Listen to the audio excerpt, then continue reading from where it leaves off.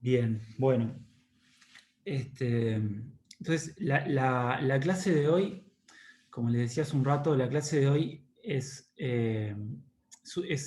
obviamente es una introducción, por ser la primera clase, y un poco los objetivos que me planteé para esta clase, y ustedes me dirán si al final, si quedaron claros, o capaz que los que vean el video, plantéense a ver si al final de ver entendieron un poco estos conceptos que les pongo acá.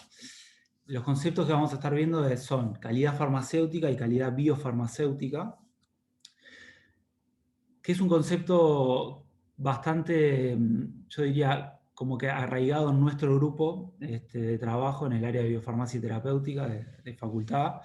El concepto de calidad biofarmacéutica como manera de discriminar este aspecto que a nosotros nos parece clave y es el que trae la bioequivalencia a la discusión, ¿no? Entonces lo vamos a estar discutiendo.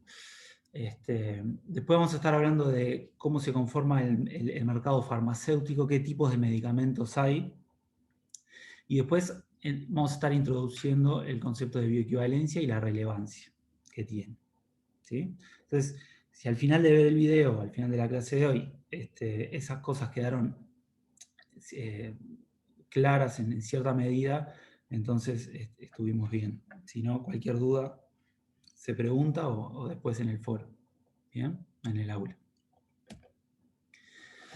Bien, entonces me interesa hablar de calidad de medicamentos porque es un concepto que en la carrera de química farmacéutica lo tenemos bastante incorporado.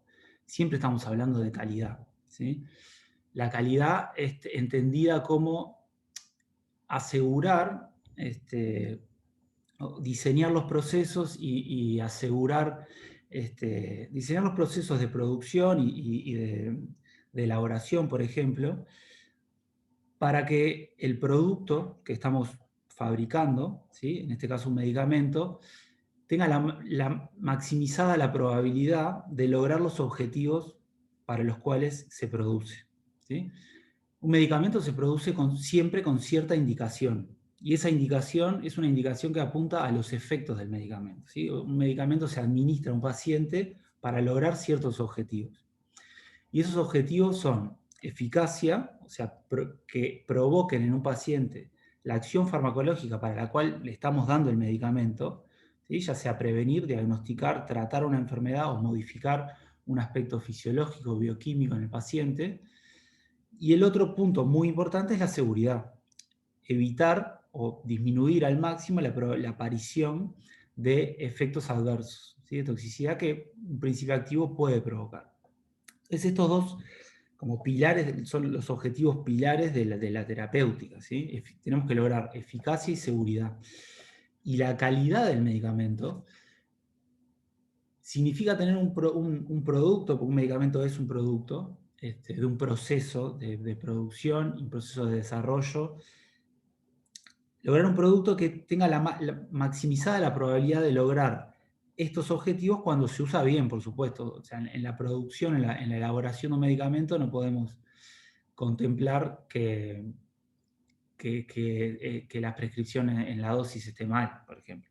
Pero sí capaz que podemos contemplar que aspectos como, por ejemplo, para mejorar la adherencia de un paciente. Entonces, por ejemplo, tratar de un medicamento esté diseñado para que tenga las menores tomas, para que en un tratamiento tenga las menores tomas al día, para que, por ejemplo, en la población pediátrica el gusto sea aceptable, ¿sí?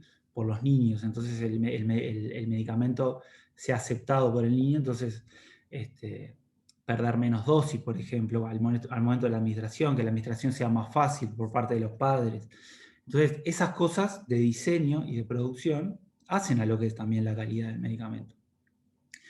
En química, en la carrera, estudiamos mucho la calidad del medicamento. Lo que voy a mostrar en esta clase es, lo estudiamos mucho desde un aspecto, del aspecto de la producción. Pero a veces nos olvidamos del paciente, ¿sí? Nos olvidamos del fin que tiene el medicamento como herramienta terapéutica. Y eso me parece que es algo que nos está faltando en la carrera, y es un poco, creo que una de las partes más importantes de la visión que aporta esta asignatura. Entonces, ¿cómo se evalúa, cómo se va construyendo la calidad del medicamento? Se va construyendo a lo largo del desarrollo de un nuevo medicamento, ¿sí?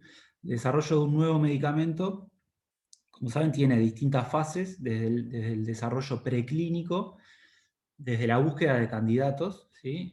De moléculas, que se hace in vitro, después pasando por estudios en animales de experimentación, ensayos preclínicos, hasta después a lo que son las fases clínicas, ¿sí? Fase 1, 2, 3, donde se evalúa primero la seguridad, se evalúa la dosis, y se evalúa luego la eficacia y la efectividad en cierta medida en fase 3. En realidad sigue siendo un estudio controlado, entonces lo que se está hablando es la eficacia. La efectividad se evalúa más en fase 4, en condiciones de uso reales, digamos. Pero durante todas esas fases, en este proceso que lleva en promedio 15 años, está disminuyendo un poco ese promedio, pero en promedio 15 años, y los costos asociados, los costos económicos asociados a todo ese desarrollo son muy, muy grandes, ¿sí? Son arriba del billón, un millón, o sea, $1.000 millones promedio. Después hay variabilidad ahí, dependiendo de la molécula. Pero bueno, en todo ese proceso, donde se van haciendo distintos ensayos desde la parte preclínica a la parte clínica, evaluando distintas formulaciones, y ensayando esas formulaciones con distintas herramientas, siendo la más poderosa un ensayo clínico, cuando uno evalúa esa formulación en voluntarios sanos primero y luego en pacientes. Entonces, durante todas las fases de ese desarrollo de un nuevo medicamento se va construyendo esa calidad, ¿sí? Entonces se van puliendo aspectos, siempre basado en cierta evidencia. Las empresas farmacéuticas que realizan el desarrollo van construyendo esta evidencia, porque en cierto momento de la fase, al terminar la fase 3, en realidad en todo momento van intercambiando con la agencia regulatoria, generalmente FDA o EMA en Estados Unidos, o EMA en Europa, porque hay muchos estudios que se tienen que autorizar por la agencia regulatoria, pasos intermedios. Pero bueno, el proceso de desarrollo tiene un punto de quiebre luego de la fase 3, cuando se obtiene el registro, el permiso de comercializar, ¿sí? La aprobación para, para comercializar, para alargar al mercado el nuevo medicamento, ¿sí? Luego de esa fase 3, el medicamento se empieza a distribuir, y viene la fase 4, que es la vigilancia y la optimización de dosis, el estudio más en condiciones reales de la efectividad del medicamento, ¿sí? En pacientes, obviamente, pero en una población mucho mayor. Acá hablamos en fase 1 de poblaciones voluntarios sanos y poblaciones bastante, o sea, tamaño de muestra bastante chicos, condiciones muy controladas, que se van relajando a medida que vamos avanzando en las fases. En fase 2 empezamos con pacientes, pero también condiciones más controladas. Fase 3 son pacientes, pero el número aumenta bastante. Y bueno, en fase 4 ya son condiciones de uso del medicamento en pacientes en donde se esté distribuyendo el medicamento, ¿sí? Entonces, todo este proceso obviamente tiene un costo económico importante, que es asumido en general por la empresa, el laboratorio que produce este nuevo medicamento. Un laboratorio que se dedica a investigar y a buscar nuevas moléculas, nuevos principios activos, o a modificar formulaciones también. Son laboratorios que podríamos decir innovadores. En general son empresas multinacionales con la capacidad de hacer este tipo de inversiones, que son muy, muy altas, ¿sí? Entonces, ahí viene una primera pregunta, o una observación, que es: ¿de dónde vienen los nuevos medicamentos? De ahí. podríamos hablar que hay un contrato social, hay un acuerdo entre la sociedad y las industrias multinacionales farmacéuticas, que básicamente lo que dice que las nuevas moléculas, los nuevos medicamentos, vienen desde ese lugar, ¿sí?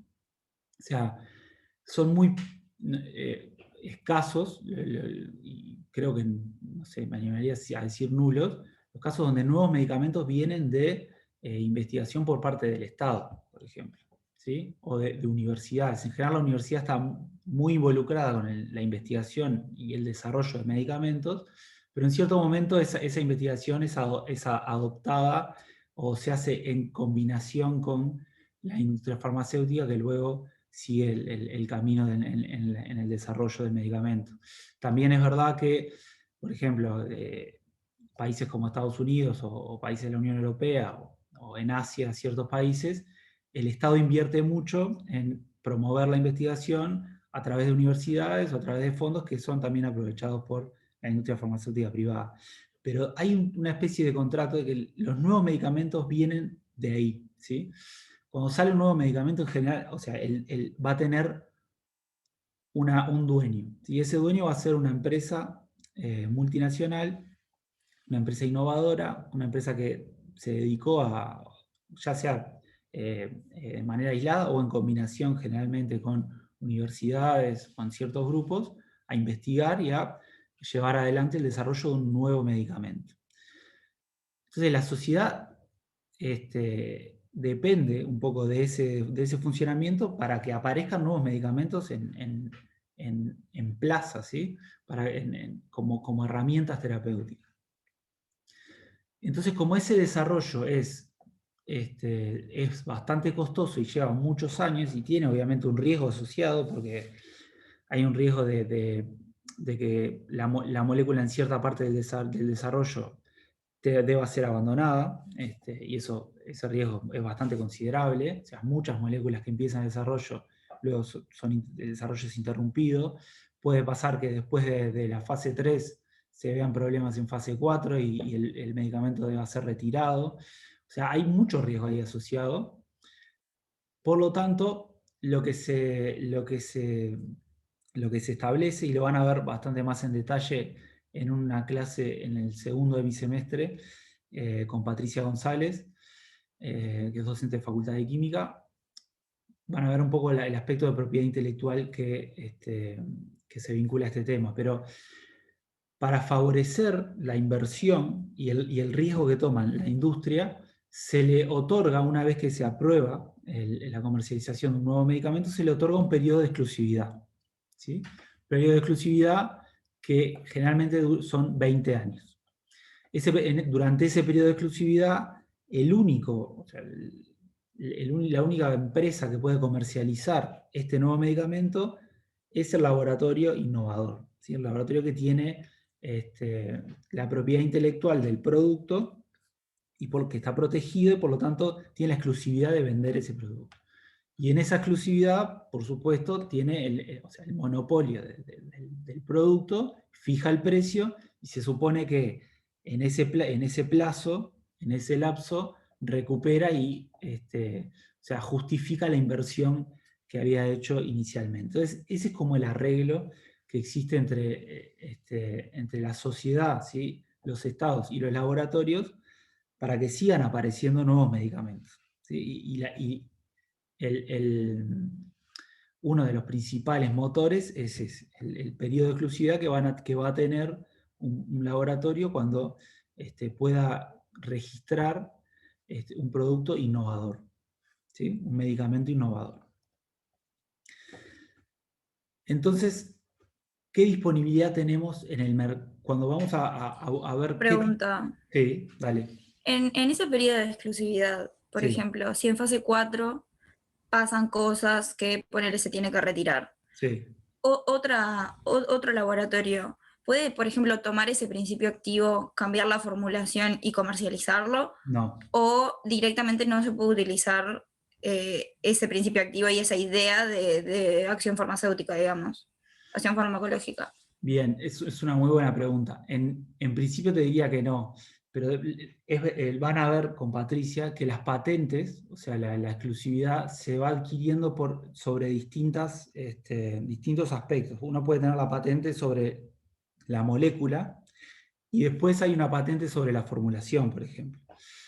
Pero eso lo van a ver más en detalle con Patricia, pero te diría que no, que si sucede eso y se retira el medicamento, la exclusividad, o en general las empresas innovadoras se protegen en ese sentido de asegurarse que van a tener la exclusividad de ellos. Entonces o sea, no va a poder aparecer otro laboratorio a introducir una modificación con el mismo principio activo. Generalmente no. También, generalmente cuando se retira, si se llega al extremo de retirar un medicamento, generalmente es por temas asociados a la molécula, no a la formulación. Por ejemplo, generalmente la mayoría de los retiros son 80% de los retiros, por lo menos, son por afectar el ritmo cardíaco, ¿sí? Prolongar el intervalo QT, que puede llevar a arritmias y puede generar problemas de toxicidad bastante serios. En general eso está asociado a la molécula. Entonces, a veces, creo que esa situación se va a dar mucho más con la molécula que con la formulación. Pero igual, si sucediera y se diera ese caso, creo que seguiríamos teniendo un periodo de exclusividad del innovador. Gracias. De nada. Bien, entonces cuando vamos al mercado y al mercado farmacéutico, van a ver que yo hablo de mercado y hablo de productos, porque un medicamento es un producto y el manejo que tenemos en la cotidianeidad es manejo de mercado, ¿sí? Si bien obviamente es una herramienta sanitaria, son herramientas sanitarias esenciales y muchas veces hay por supuesto mecanismos para asegurar su disponibilidad, etcétera. El manejo muchas veces tiene el funcionamiento de un mercado.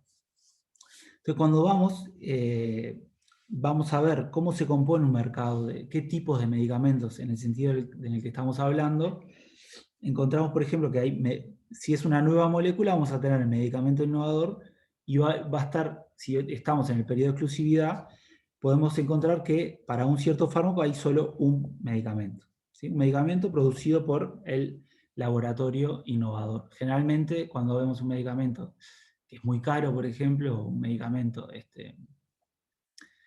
un medicamento nuevo, en general vamos a encontrar que hay solo una marca comercial disponible para ese principio activo, ¿sí? Entonces, ahí estamos en un periodo de exclusividad donde la disponibilidad para la sociedad es acotada, por supuesto, y también es costosa, ¿sí? Pero bueno, es el arreglo que existe con las compañías para favorecer, para promover la innovación, porque si no tampoco habría nuevos medicamentos viniendo a la sociedad. Podría haber por otros mecanismos, por ejemplo, estados investigando, pero bueno, no es lo que sucede.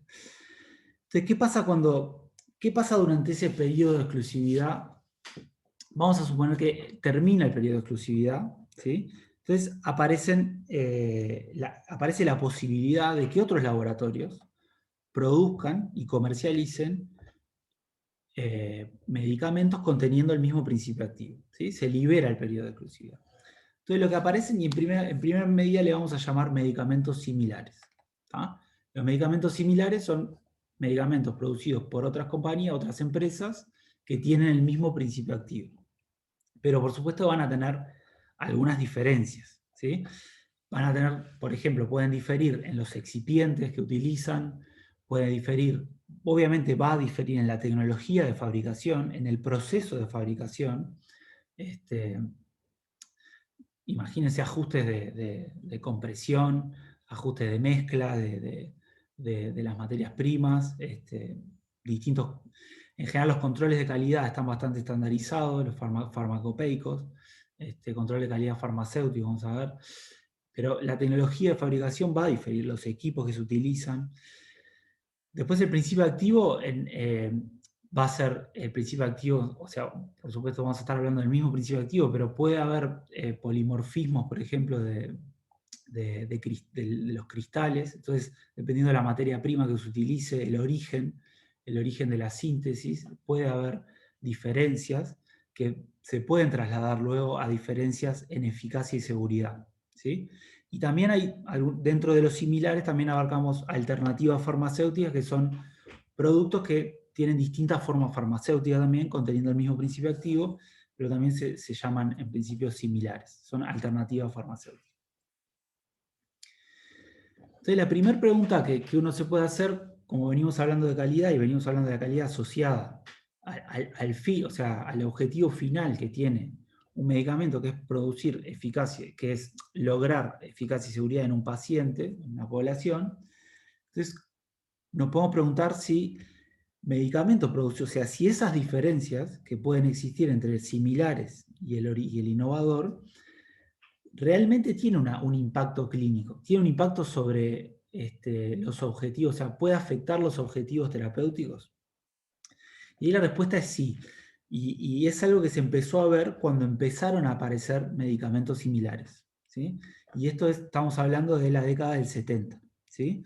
1970 empezó, por supuesto, con fármacos de estrecho margen terapéutico, como fenitoína, dioxina, por ejemplo, en donde se empezó a observar que medicamentos producidos por otros laboratorios realmente tenían o tenían mayores efectos adversos o tenían distinta eficacia, ¿sí?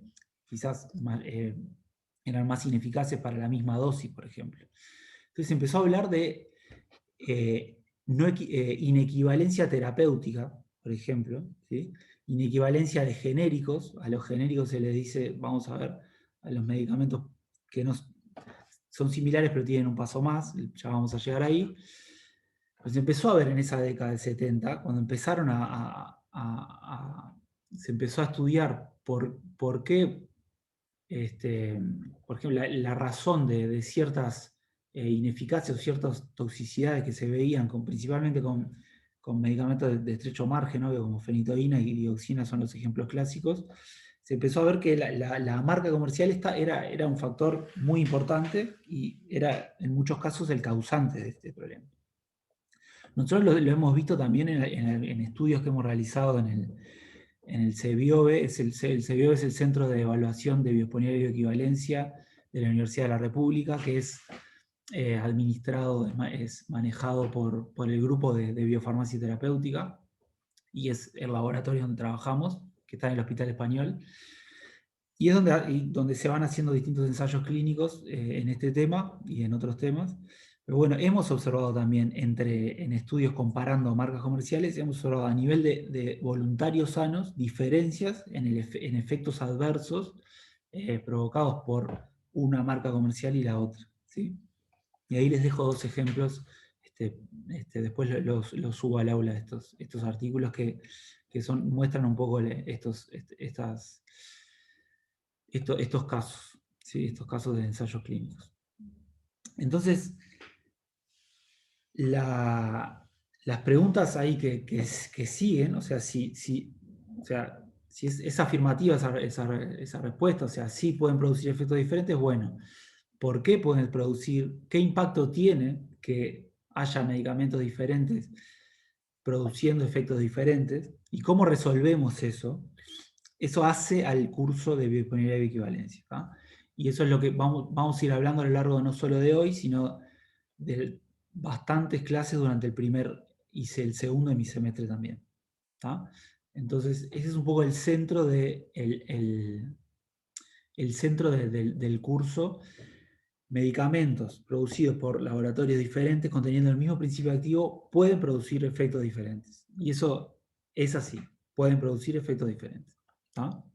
Ya hay muchísima evidencia al respecto. Entonces, el tema es, ¿por qué? Entender, porque si no entendemos por qué ocurre esto, difícilmente lo podamos resolver o nos podamos acomodar a distintas situaciones. ¿Qué impacto tiene? Y nosotros le damos una trascendencia especial porque la situación en Uruguay es especial, ya vamos a hablar de eso. Y bueno, ¿y cómo se ha resuelto en el mundo, ¿no? Y cómo se ha resuelto en Uruguay. De esas ¿Puedo hacer cosas, una consulta? dale. ¿Nosotros vamos a estudiar la diferencia en en los efectos adversos o en los efectos terapéuticos también? Nosotros vamos a estudiar por qué, por qué dos medicamentos producidos por laboratorios diferentes pueden provocar efectos adversos. Ya sea, perdón, pueden provocar efectos diferentes, pueden tener un perfil de efectos diferentes, ya sea toxicidad o ineficacia. O sea, ya sea en el Bien, aspecto de eficacia o de seguridad. bien, ¿Está? En los dos gracias. aspectos. Pero es importante saber por qué pueden ocurrir esas Claro, diferencias.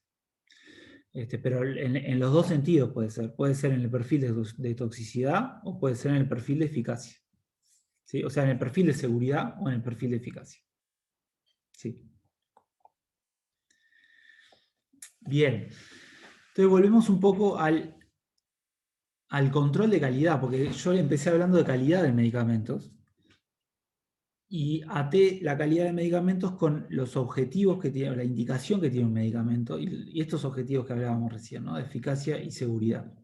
Entonces, la calidad, el control de calidad, que es un concepto que está muy manejado en nuestra carrera y creo que en nuestro medio, ¿sí? En nuestra profesión a nivel local.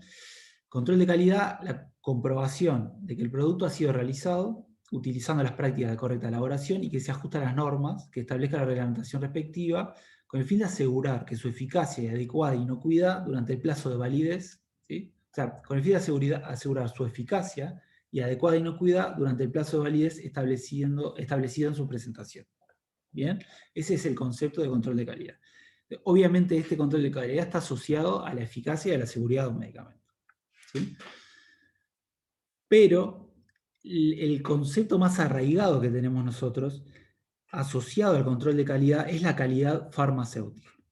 Y la calidad farmacéutica, diferenciada de la calidad biofarmacéutica, y esta es una diferenciación que hacemos nosotros, no sé si van a encontrar, si buscan por ahí, si van a encontrar alguien, o sea, es muy un concepto que creo que lo hemos traído nosotros un poco para mostrar una diferencia en aspectos de calidad, en donde se hace, o por lo menos en donde se está haciendo el énfasis. Entonces, por ejemplo, podríamos definir calidad farmacéutica como la calidad, el control de calidad que se hace, por ejemplo, en Uruguay más comúnmente, ¿sí? Es la calidad farmacéutica respecto a la producción y respecto a la reproducibilidad de la producción y, más que nada, el ajuste a las normas que establece la reglamentación vigente.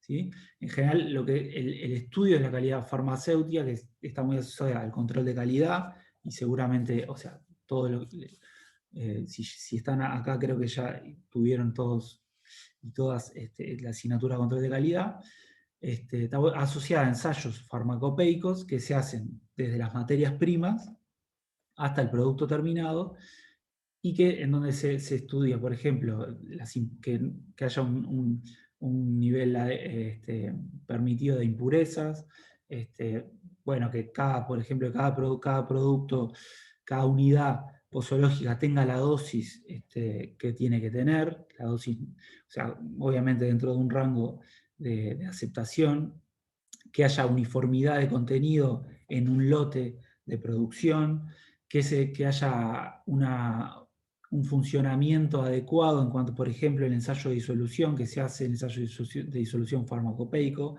Entonces, lo que se estudia, si vamos ahí a ese aspecto, calidad farmacéutica, está bastante asociado a las materias primas que utilizamos y a la robustez y a la reproducibilidad del proceso de producción para lograr un producto que tiene lo que dice tener, ¿sí? Que en el lote tiene una uniformidad aceptable, que tiene un grado de impurezas mínimo, ¿sí? Y que, bueno, que está apto para ser utilizado. La otra pata, sobre la que vamos a estar discutiendo más nosotros, y que le hemos llamado calidad biofarmacéutica, es bueno, ¿qué pasa con la interacción entre ese producto y el organismo? ¿Sí? O sea, ponemos énfasis en la producción de un medicamento, desde las materias primas hasta que tenemos el producto terminado, blisteado, acondicionado para la venta. Bueno, obviamente la calidad farmacéutica incluye aspectos como estabilidad, por supuesto, pero también tenemos que pensar en cómo va a interaccionar ese producto con el organismo, ¿sí? Porque la eficacia y la seguridad no terminan en que el producto tenga lo que dice tener, tenga la cantidad de principio activo que dice tener y tenga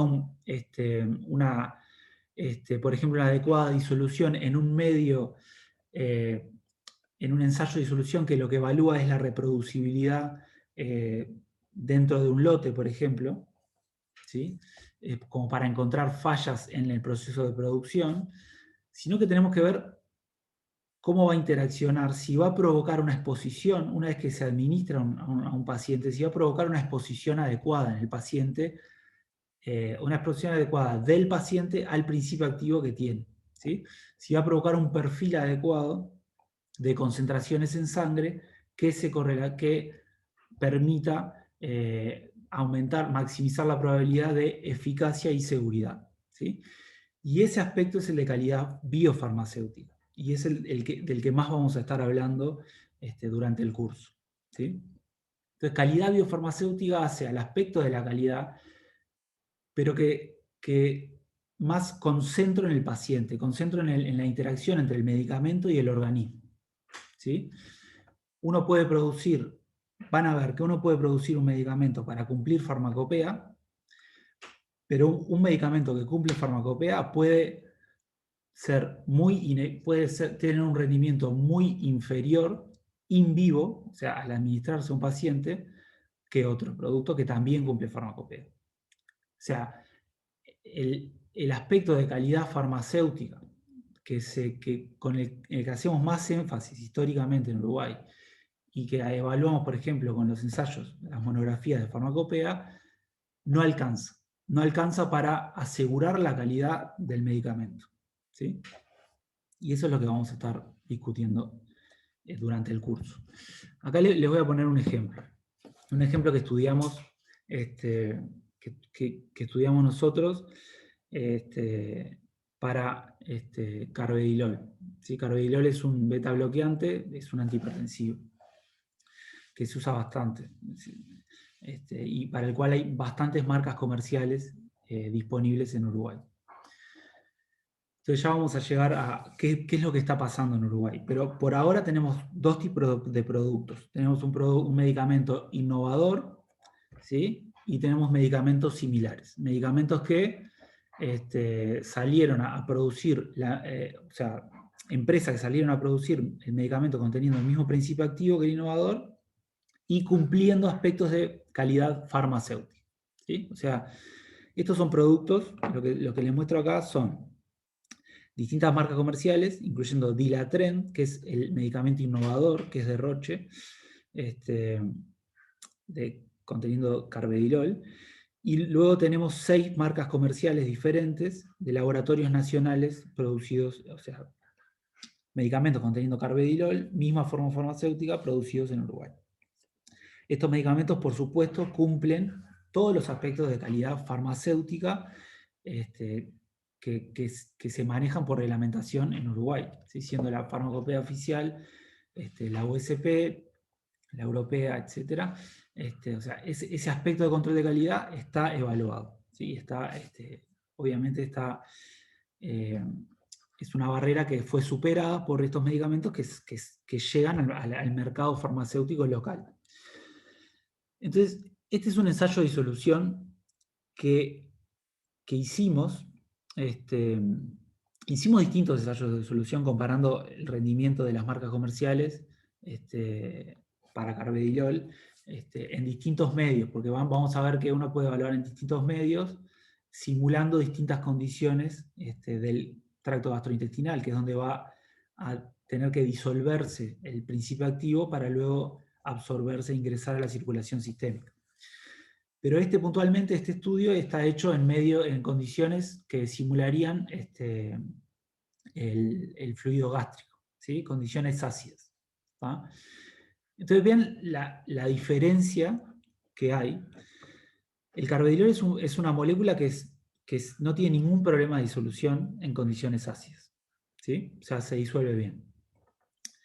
Y el estudio, el ensayo, el estudio de disolución en farmacopea, se hace un pH, si no me acuerdo mal, de 1,45, por ejemplo. O sea, condiciones bien ácidas. ¿Ah? Entonces, cuando vemos los distintos perfiles que logran distintas marcas comerciales, vemos una clara diferencia entre todos los medicamentos similares, ¿sí? Los medicamentos nacionales de alguna manera, versus el medicamento original, el innovador. El medicamento original, por alguna razón, en su formulación, enlentece la liberación de carvedilol al medio, enlentece la disolución. ¿Sí? Carvedilol no tiene ningún problema para disolverse en medio ácido. Por lo tanto, este perfil más lento es producto de cómo está formulado ese medicamento. ¿Sí? Excipientes que de alguna manera enlentecen, retrasan la disolución, la liberación de carvedilol al medio, ¿sí? De disolución. Entonces vemos para Dilatren un perfil mucho más controlado, ¿sí? A lo largo de 1 hora, que para el resto. El resto casi que disuelve lo más rápido posible, ¿sí? Con cierta variabilidad, pero el más lento en 20 minutos ya tiene arriba del 90, casi el 95% de la dosis nominal disuelta, ¿sí? Mientras que el original, para alcanzar una cantidad, bueno, no, acá este no llegó superó el 90, pero para llegar a ese punto le llevó 1 hora. Entonces, uno puede decir, bueno, esto podría ser porque sí, o sea, podría no haber ninguna razón, o podrían haber razones. Entonces hay que ver que hay una gran diferencia entre estos productos y porque todos cumplen farmacopea. Si lo llevamos a 1,45, todos cumplen farmacopea. O sea, el ensayo de farmacopea se cumple. Sin embargo, el original enlentece, y ese enlentecimiento tiene atrás un respaldo del estudio de todas las fases del desarrollo farmacéutico que se fue evaluando primero en voluntarios sanos y después en pacientes. ¿Sí? Se fue optimizando. ¿Está bien? Entonces, este perfil tiene un respaldo de evidencia que respalda, que es asociado a un cierto perfil de eficacia y seguridad que estos otros no tienen. ¿Sí? Estos perfiles están diseñados, estos medicamentos están diseñados para cumplir farmacopea. Mientras que principalmente está diseñado para ser evaluado y está optimizado para tener un rendimiento in vivo adecuado. ¿Sí? Adecuado, ¿qué quiere decir? Para maximizar la probabilidad de eficacia y seguridad en un paciente, ¿sí? En condiciones in vivo. Mientras que estos otros productos solo se evaluaron in vitro. Estos productos nunca se evaluaron in vivo. ¿Sí? Los medicamentos similares nunca se evalúan in vivo. Los medicamentos similares tienen la evaluación farmacopeica. ¿Sí? Tienen una evaluación in vitro de su calidad. Entonces, Una pregunta, sí. el innovador, o sea, el propio laboratorio cuando lo está desarrollando hace eso. Y luego este estudio de comparación no corre por el laboratorio del innovador, ¿no? Corre por terceros. ¿Cómo? O sea, esta comparación que vos estás haciendo entre similares y el innovador, sí, no corre por parte del laboratorio que formuló el innovador. ¿Cómo si corre? O sea, no lo hacen ellos. Lo hacen terceros que son los que se preocupan porque tengan más o menos el mismo perfil. Bueno. ¿O sí. no? No, esto lo hicimos nosotros, como centro de investigación, de ver cómo rinden los medicamentos que tenemos disponibles en Uruguay, por ejemplo, para carvedilol, conteniendo carvedilol. Un laboratorio local podría optimizar su producto si quiere para parecerse al innovador, ¿sí? Pero la realidad es que en Uruguay la vara, o sea, lo que hay que superar para llegar al mercado no es parecerse al original, sino que es cumplir farmacopea, ¿sí? O sea, cumplir y otras cosas más, ¿no? Obviamente. Pero aspectos vinculados a la calidad farmacéutica, ¿sí? A veces simplifico un poco, pero bueno. Pero no, en general, no vinculados a parecerse al innovador. Y el innovador no le interesa. El innovador diseñó su producto, lo evaluó in vivo, hizo fue por las distintas fases del desarrollo hasta acumular evidencia necesaria para obtener el registro y el permiso de comercialización, y después tuvo el periodo de exclusividad que después terminó y bueno, aparecieron medicamentos competidores, digamos, ¿sí? No sé si respondí un poco la pregunta. Sí, sí, sí. Bien. Igual esto va a tomar un poco más de forma ahora. Entonces, estas diferencias, nosotros, si bien no las evaluamos en vivo, hicimos por algunos modelos y algunas cosas que podemos generar predicciones para ver cuál sería la diferencia in vivo. O sea, si esas diferencias que vemos in vitro se pueden trasladar podrían observarse in vivo. Y bueno, este es un artículo que después lo vamos a estudiar un poquito más, pero nada, muestra que en principio esas diferencias se verían in vivo, ¿sí? Pero son simulaciones en este caso. El punto acá es que hay una diferencia clara de rendimiento o de rendimiento de las formulaciones, y esa diferencia básicamente se divide a todos los medicamentos en el innovador, por un lado, y todos los similares. Entonces, acá lo que creo que está pasando es que hay un conjunto de medicamentos que están concebidos para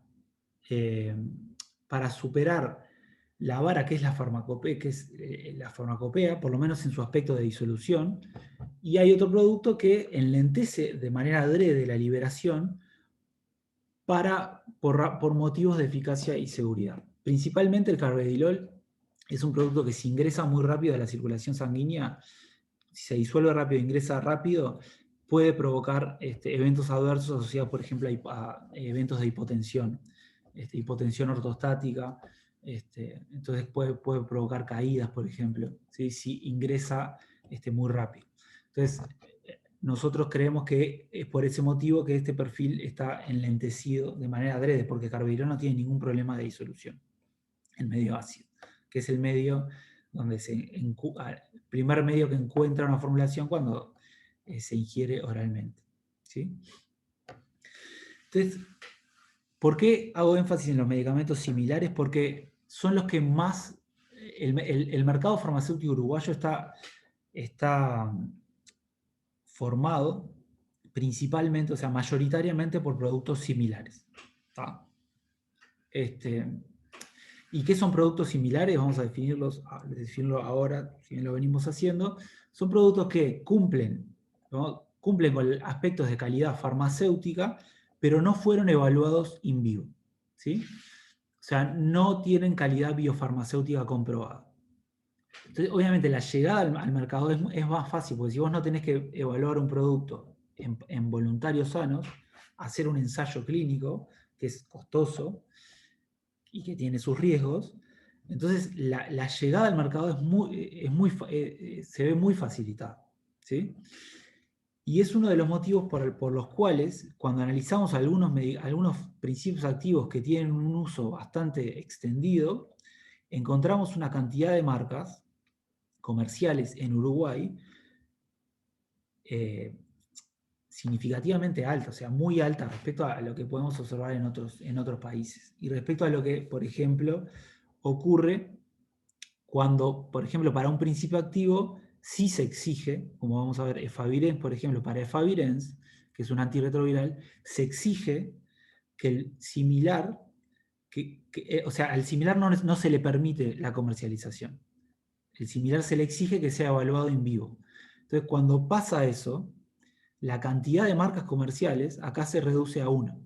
Hoy en Uruguay, para Favirenz, que es un principio activo de primera línea en el tratamiento antirretroviral, solo tenemos el producto innovador. ¿Sí? Solo la marca comercial de innovador está disponible en el mercado. ¿Por qué? Porque Favirenz se exige lo que vamos a ver, se exige bioequivalencia. ¿Tá? O sea, los medicamentos similares para Favirenz no pueden existir, no son permitidos en Uruguay. Sin embargo, sí son permitidos, por ejemplo, para todos estos otros. Por ejemplo, Meprazol. Podemos encontrar para una presentación, la más común, 13 marcas comerciales diferentes en el Uruguay. Entonces, uno podría preguntarse, ¿todas esas 13 marcas comerciales similares tienen el mismo rendimiento? O sea, cuando yo tomo la misma dosis, ¿la probabilidad de generar el mismo efecto es la misma? No hay problema si vengo con un tratamiento con una marca comercial y cambio, ¿sí? Esas preguntas, ¿cómo las respondo si estas marcas comerciales nunca fueron evaluadas in vivo? ¿Sí? Va a ser muy difícil responder esa pregunta y probablemente no lo podamos hacer. Y eso pasa para medicamentos, por ejemplo, quetiapina, o sea, medicamentos que pueden estar asociados a algunos aspectos de ineficacia o de toxicidad. Por ejemplo, los sartán, medicamentos para el control de la hipertensión arterial, es bastante frecuente ver o escuchar de pacientes que cambian de marca porque quizás su prestador ya no tenía la marca comercial que estaba brindando y empieza a tener otra, tiene que cambiar la marca comercial y se desestabiliza presentando eventos de ineficacia, por ejemplo, le sube la presión. Entonces, esas cosas son las que vamos a hablar, los por qué atrás de eso, lo que vamos a ver y cómo se resuelve, cómo se ha resuelto en el mundo, es lo que vamos a discutir un poco más hoy y a lo largo del curso. Eso pasa con los medicamentos similares y es la realidad que tenemos en Uruguay. Ahora, más la semana que viene, vamos a ir al por qué tenemos esa realidad en Uruguay. Pero ¿cómo resolvió el mundo esto? ¿Cómo se resuelve, por ejemplo, en las agencias regulatorias de referencia, como la FDA en Estados Unidos o la EMA en Europa, o agencias de referencia en la región, como Anvisa en Brasil, ANMAT en Argentina, el ISP de Chile, la agencia mexicana, que ahora no me acuerdo la sigla, Cefapris me suena, pero es algo así. ¿Qué aplican para resolver esto? Bien, lo que aplican es lo siguiente. Aplican un control, o sea, regulatoriamente le exigen algo más a los medicamentos producidos por otros laboratorios que no son el innovador, le exigen algo más para poder ser introducidos al mercado. ¿Sí? ¿Qué le exigen? Le exigen bioequivalencia. ¿Sí?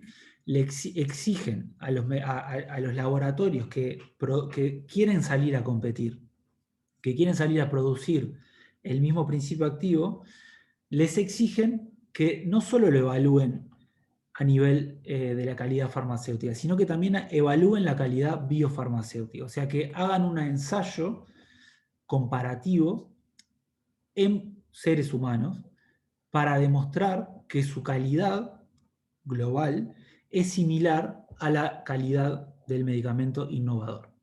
¿Sí? Ese ensayo es el ensayo de bioequivalencia. La bioequivalencia es una reglamentación, es una regulación que entonces lo que apunta es a homogeneizar la calidad del medicamento, de distintos medicamentos que tienen el mismo principio activo. ¿Sí? Entonces, un medicamento similar que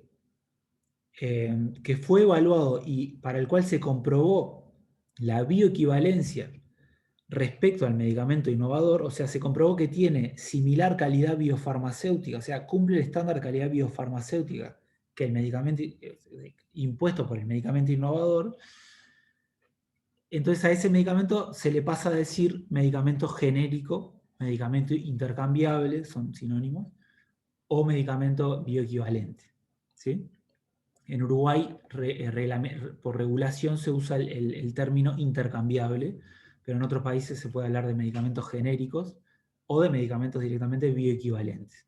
Entonces, los medicamentos bioequivalentes son, de vuelta, productos que presentan el mismo principio activo que el innovador, pero son producidos por otros laboratorios que han demostrado en ensayos clínicos, o sea, en voluntarios, en seres humanos, han demostrado una similar calidad biofarmacéutica que el innovador. ¿Sí? En el mundo, y en las agencias de referencia que yo les decía, casi que es imposible pensar en la disponibilidad de medicamentos similares. No existen. ¿Sí? Todos los medicamentos, para llegar al mercado, tienen que tener una evaluación in vivo. ¿Sí? No existen los medicamentos similares. ¿Está bien? Sin embargo, en Uruguay sí existen, como les dije, son los mayoritarios. Y esto es por tiene un trasfondo histórico, que es que por muchos años la regulación o sea, la adhesión de Uruguay como Estado al régimen de propiedad intelectual de patentes que protegían a los medicamentos, o sea, no se concretó hasta el 2001-2002. Por lo tanto, antes, el periodo de exclusividad en Uruguay no tenía ninguna vigencia. O sea, el periodo de exclusividad tiene que ser reclamado por el laboratorio innovador, pero además tiene que tener un trasfondo, obviamente, reglamentario, que en Uruguay no corrió hasta inicios de este siglo. ¿Sí? Entonces, ¿qué pasaba? Aparecía un innovador y en Uruguay se podía formular y se podía comercializar un medicamento, aún cuando en otros países estaba el periodo de exclusividad. En Uruguay esto ha generado que, por ejemplo, tenemos para algunos principios activos, el medicamento innovador nunca estuvo en el mercado.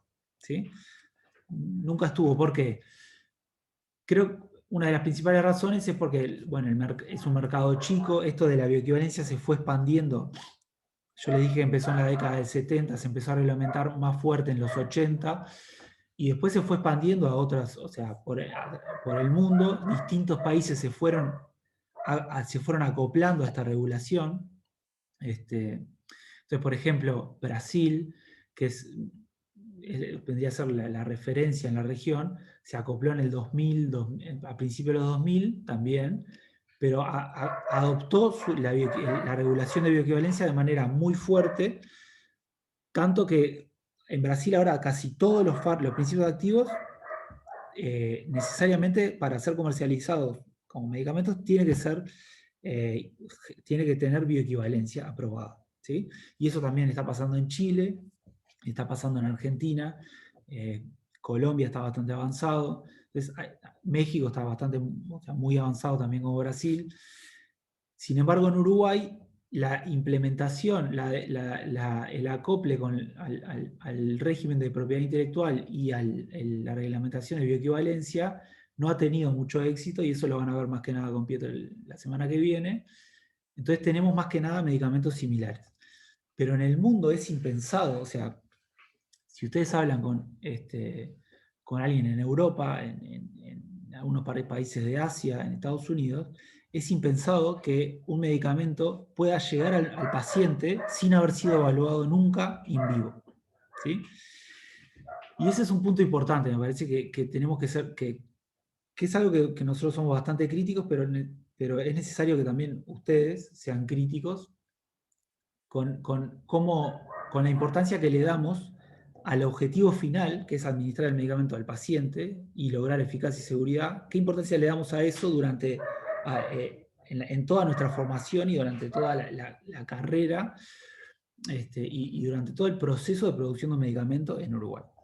Ese es un punto que me interesa discutir a lo largo del curso, y que claramente no está muy presente, ¿sí? Porque, de vuelta, la mayoría de los medicamentos en Uruguay siguen siendo medicamentos similares, que nunca se evaluaron in vivo. por lo tanto su calidad biofarmacéutica es desconocida, ¿sí? Empiezan a haber algunos laboratorios más grandes acá en Uruguay que cuando tienen que exportar, cuando tienen que llegar a ciertos mercados donde exigen bioequivalencia, entonces, bueno, para esos productos llevan adelante la evaluación de la bioequivalencia y evalúan el rendimiento in vivo, ¿sí? Pero siguen siendo casos minoritarios. Bien, entonces esto es un poco... Bien, nos queda tiempo. Bien, esto es un poco lo que les venía diciendo. ¿Alguna pregunta hasta ahí o comentario? Por ahora Yo no. por ahora no. Bárbaro. Sí, ¿te puedo hacer una consulta? Dale. En la presentación comercial, ¿no? O no sé si a nivel del prospecto o algo, ¿figura en algún lado el dato de si es innovador, similar o algo por el estilo? No, porque en Uruguay no es, no está Obligatorio, reglamentado así, no. claro. En Chile, por ejemplo, a los bioequivalentes figuran en el empaque, Ujú, figuran con un cartel que dice bioequivalente. bien. Sí. Vamos a ver ahora entonces qué implicancias tiene después a lo largo del curso, ¿no? ¿Qué implicancias tiene que un medicamento sea bioequivalente? Porque claro,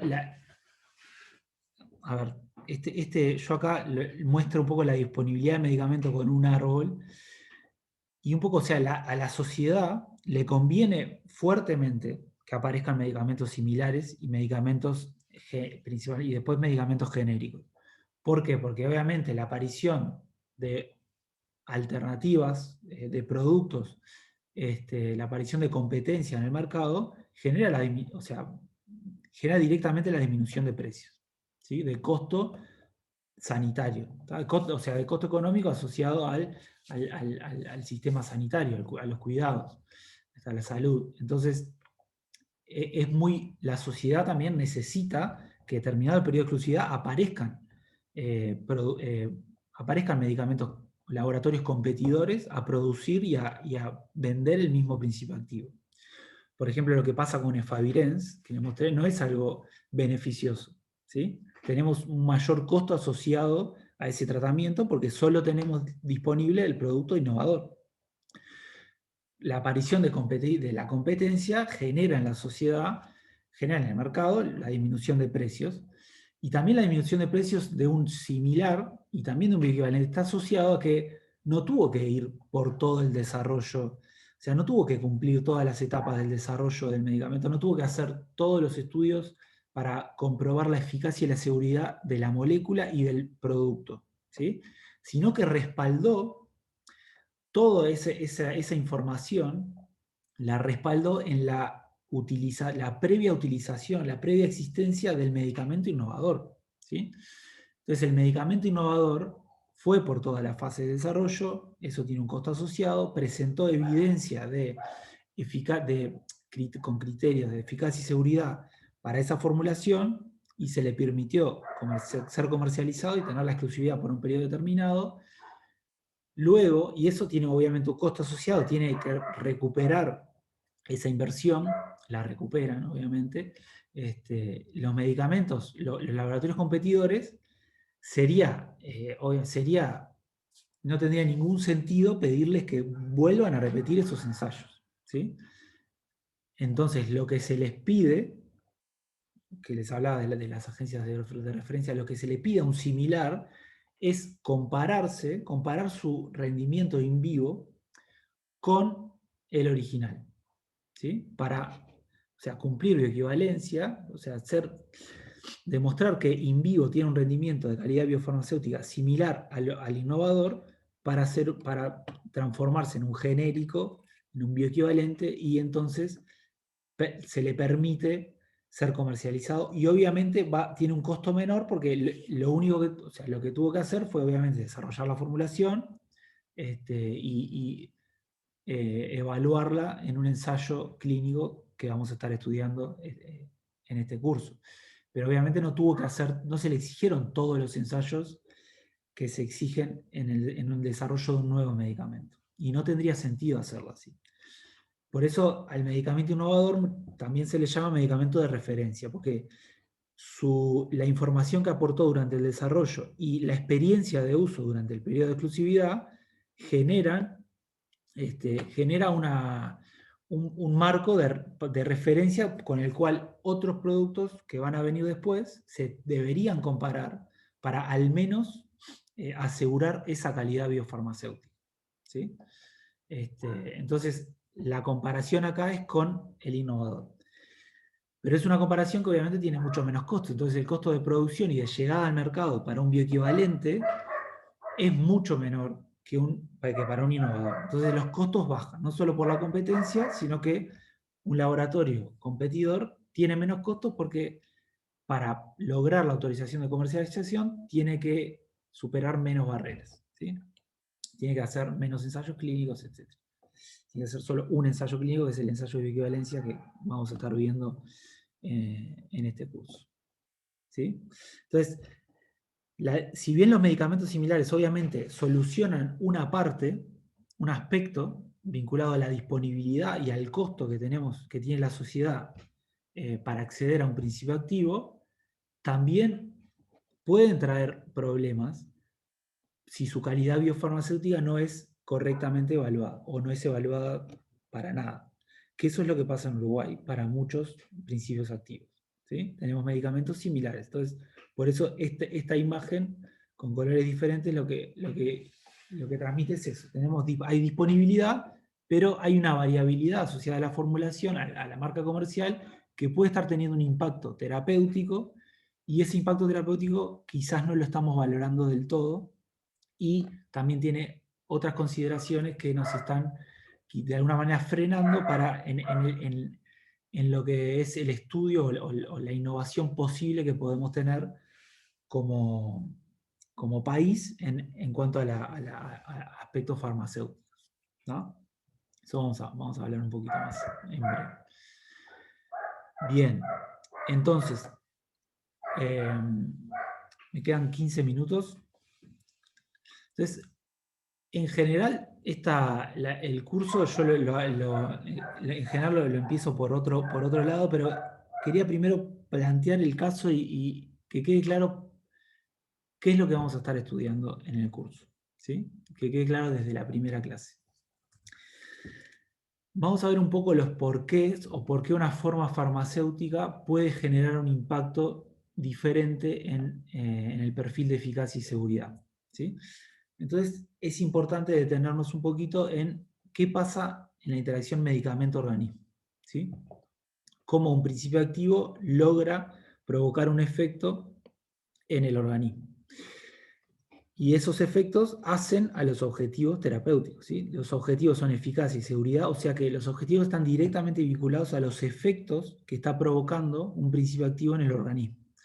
Esos efectos se dan porque hay una cierta exposición al fármaco. O sea, el organismo tiene que exponerse al fármaco, ¿sí?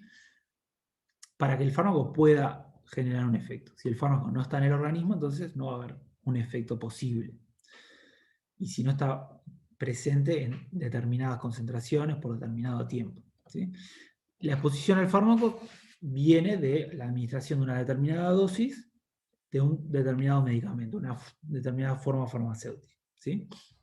Por lo tanto, la forma farmacéutica del medicamento condiciona la exposición, ¿sí? Y la exposición condiciona el efecto.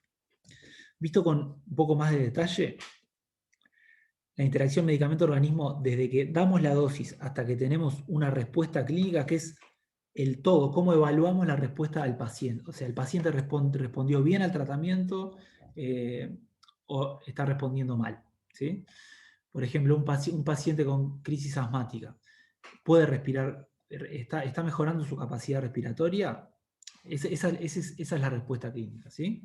Después de que le administramos un broncodilatador, por ejemplo, esa es la respuesta clínica. La respuesta clínica viene dada porque hay un efecto bioquímico fisiológico, es un cambio que estamos provocando en el organismo del paciente. En el caso de un paciente con crisis asmática es la broncodilatación, ¿sí? Que mejora el flujo de aire de entrada y de salida. Por lo tanto, genera una cierta respuesta clínica. Pero el cambio fisiológico que provoca el principio activo administrado es la broncodilatación. Y ese cambio se da porque el principio activo está uniéndose específicamente a un determinado receptor que desencadena esa respuesta en el organismo. ¿Sí? Todo ese aspecto de la interacción medicamento-organismo lo englobamos en lo que es el aspecto farmacodinámico. La farmacodinamia es los efectos que provoca el principio activo en el organismo. ¿Está bien? Esos efectos vienen dados por la presencia del principio activo en un determinado sitio de acción, un determinado sitio donde los receptores están expresados, están presentes. O sea, lo que conduce la respuesta clínica al final, toda esta respuesta farmacodinámica, es la presencia del principio activo en determinadas concentraciones, ¿sí? En los sitios donde el receptor está ubicado, el receptor específico que luego, con el que luego al unirse va a desencadenar la acción farmacológica y cambios bioquímico-fisiológicos que luego se van a asociar a una determinada respuesta clínica. Pero esas concentraciones entonces son las que conducen el efecto, ¿sí? Y por eso es muy importante estudiar la exposición del organismo al principio activo. La exposición más importante obviamente va a ser en el sitio de acción, pero normalmente el sitio de acción es medio inaccesible para nosotros de manera rutinaria o incluso en un ensayo clínico controlado. Imagínense un principio activo que tiene un efecto en el sistema nervioso central, no voy a ir a estudiar las concentraciones en líquido cefalorraquídeo. Aún quizás cuando las estudie tampoco quizás voy a estar en el sitio de acción, sino que voy a tener que ir más en profundidad. Pero esas concentraciones llegan a la biofase luego de un determinado equilibrio, ¿sí? ¿Por qué llegan concentraciones de fármacos a biofase? Bueno, porque el principio activo, por ejemplo, el principio activo administrado por vía extravascular, tuvo que encontrar su camino hacia la circulación sistémica, sanguínea, y luego, gracias a la circulación sanguínea, pudo distribuirse hacia distintos tejidos y órganos fluidos del organismo, entre otros, hacia la biofase, ¿sí? Entonces hay un equilibrio hay una dinámica, una dinámica que se da para la exposición del principio activo en el organismo, luego de administrar una dosis que nosotros podemos estudiar. Y es importante estudiar esa dinámica porque eso es lo que va a condicionar luego la respuesta, la farmacodinámica, ¿sí? Entonces, ese aspecto de estudiar la exposición del organismo al principio activo a lo largo del tiempo, luego que administramos una dosis, es lo que englobamos como la farmacocinética. La farmacocinética puede ser vista como lo que el organismo le hace al principio activo, ¿sí? Cómo el organismo dispone de un principio activo cuando lo administramos. Entonces, la farmacodinámica es lo que el principio activo le hace al organismo, la farmacocinética es lo que el organismo le hace al principio activo, ¿sí? Y estos aspectos están muy encadenados, muy vinculados, ¿sí? Farmacocinética, farmacodinámica. La farmacocinética en principio condiciona la farmacodinámica, pero también puede ser al revés. Puede haber aspectos farmacodinámicos, por ejemplo, un fármaco inductor enzimático, después va a generar por ejemplo, que otro fármaco que esté presente en la terapia, que se metaboliza por esa enzima que un fármaco está induciendo, o sea, está provocando un efecto que a su vez tiene un impacto sobre la farmacocinética de otro principio activo o quizás del mismo, ¿sí? Y disminuye la exposición. Entonces, farmacocinética, farmacodinámica es un ida y vuelta, ¿sí? Si los ponemos así en gráficos, podríamos estudiar, o sea, cómo analizamos cuantitativamente cada una de estas variables, cada uno de estos aspectos en la interacción medicamento-organismo. La farmacocinética la estudiamos analizando el transcurso de concentraciones a lo largo del tiempo. La farmacodinámica es una relación entre la concentración y una intensidad de efecto determinada, ¿sí? Vean que esta relación en general no es lineal, o sea, puedo aumentar las concentraciones muchísimo, pero sí voy a tener una capacidad de efecto, un efecto máximo, ¿sí? Y eso es interesante también tener en cuenta. También tener en cuenta que para una misma concentración puedo tener distintos efectos provocados por el principio activo en el organismo, ¿sí? Porque puedo tener el efecto buscado, ¿sí? Que explica la eficacia, pero también puedo tener el efecto adverso, que se debería dar o debería tener una intensidad de aparición significativa a concentraciones más altas, porque si no, entonces terapéuticamente no va a ser muy favorable ese principio activo. O sea, tendría que provocar el efecto que estamos buscando a concentraciones menores, porque si no, vamos a estar en un problema. Pero bueno, la farmacodinámica es un aspecto estático, no tiene el tiempo. Es una relación entre la concentración y la intensidad de efecto de distintos efectos que pueden ser provocados. La combinación de estos dos, de la farmacocinética y la farmacodinámica, nos da un aspecto dinámico del efecto a lo largo del tiempo, ¿sí? O sea, que se llama la respuesta PKPD. La respuesta PKPD es estudiar cómo van cambiando los efectos a lo largo del tiempo. Eso se logra combinando farmacocinética con farmacodinámica y en último sentido es lo más importante, ¿no? O sea, ¿cómo uno va a definir cuándo volver a administrar un medicamento? ¿Cuando las concentraciones sean bajas o cuando el efecto buscado sea imperceptible? ¿Sí? Lo segundo, ¿no? Un régimen de una posología debería estar diseñada en función de los efectos y no en función de las concentraciones. Pero bueno, no nos vamos a detener tanto en eso. Estos son los pilares de la interacción medicamento-organismo, ¿sí? Estudiamos mucho la farmacocinética porque es lo más accesible. Uno puede medir una concentración y si tiene claro la relación entre la concentración y los efectos, puede inferir qué perfil de efectos está provocando esa concentración. Pero de alguna manera nos estamos alejando de evaluar realmente los efectos que son los objetivos terapéuticos de un medicamento. Entonces, uno evalúa, por ejemplo, en el monitoreo terapéutico, evalúa concentraciones y tiene, por ejemplo, una ventana terapéutica, una concentración a partir de la cual empiezan a evidenciarse efectos adversos, la concentración mínima tóxica, y una concentración a partir por debajo de la cual el efecto buscado no es perceptible, no es significativo, concentración mínima eficaz. Entonces, esto define una ventana terapéutica en la cual yo pretendo que las concentraciones se sitúen, ¿sí? Entonces, puedo ajustar un poco mi posología en este sentido también, pero siempre teniendo en cuenta la relación de concentración y el efecto. Si yo no puedo interpretar una concentración en términos de qué efecto está provocando esa concentración, entonces no me sirve de nada. Pero como el estudio del análisis de concentraciones es más sencillo, yo puedo medir una variable que es la concentración e inferir un perfil de efectos que puede estar provocando esa concentración en el cuerpo. Entonces la farmacocinética es bastante más extendida, más practicable, ¿sí? Entonces vamos al aspecto de la variabilidad. Yo les dije que el objetivo el objetivo es eficacia y seguridad. Y lograr esos objetivos puede ser bastante difícil en un paciente determinado.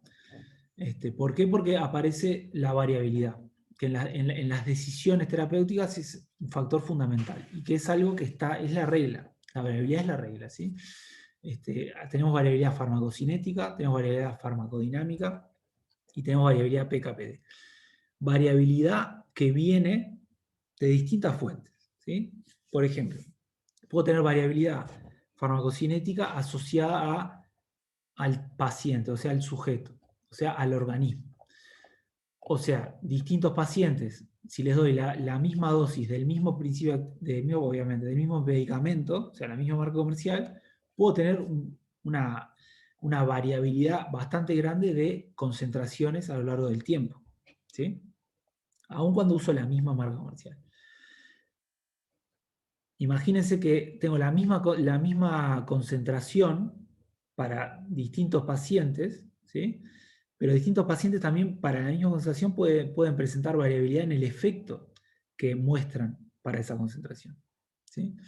Entonces, esta variabilidad obviamente es un problema a la hora de ajustar una posología, a la hora de lograr estos objetivos de eficacia y seguridad. Y el medicamento es uno más de las fuentes, es una más de las fuentes que pueden aportar variabilidad a esta interacción medicamento-organismo. O sea, la marca comercial, como ya vimos, que puede diferir en características del principio activo, en la tecnología de fabricación y en los excipientes que presenta, luego también puede diferir en la forma farmacéutica, si es una alternativa farmacéutica, pueden aportar variabilidad que va a ser reflejada en dónde, en el aspecto farmacocinético. ¿Sí? O sea, la variabilidad de la formulación obviamente no va a cambiar la relación entre la concentración en sitio de acción y el efecto que provoca esa concentración, pero sí puede afectar, va a impactar a la variabilidad farmacocinética. ¿Sí? Entonces, vamos a estudiar el medicamento como una fuente más de variabilidad, ¿sí? en este escenario de interacción medicamento-organismo que luego condiciona lograr los objetivos de eficacia y seguridad en la práctica clínica. ¿Sí? Yo tengo distintas marcas comerciales, como les hablaba hoy, cambiar esas marcas comerciales puede generar un impacto en el efecto. Por lo tanto, es una fuente de variabilidad.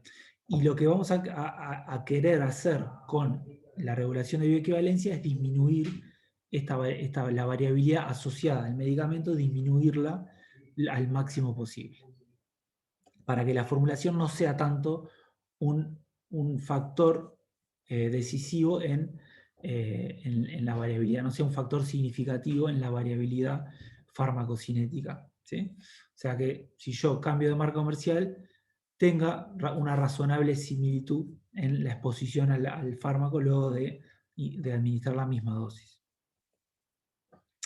Bien, entonces ya son 10:30, vamos a cortar por acá. Tenía algunas cosas más para hablarles esta clase, pero no me quiero ir muy largo. La clase que viene vamos a retomar un poquito y el viernes, y vamos a ver un poco más, nos vamos a centrar en el por qué marcas comerciales diferentes pueden tener diferencias farmacocinéticas, o pueden producir diferencias en la exposición al principio activo, aún tras ser administrados, por supuesto, en la misma dosis, ¿sí? Al mismo voluntario, al mismo sujeto. ¿Hay alguna pregunta que quieran hacer? ¿O comentario? Por mi parte, no. Bien, vamos a cortar acá. Bueno, entonces si no tienen dudas, nos vemos el viernes. ¿Está bien? Chao. Vamos a seguir un Gracias. poco y vamos a extender un poquito. Chao. Chao, gracias. Chao. Chao. Hasta luego.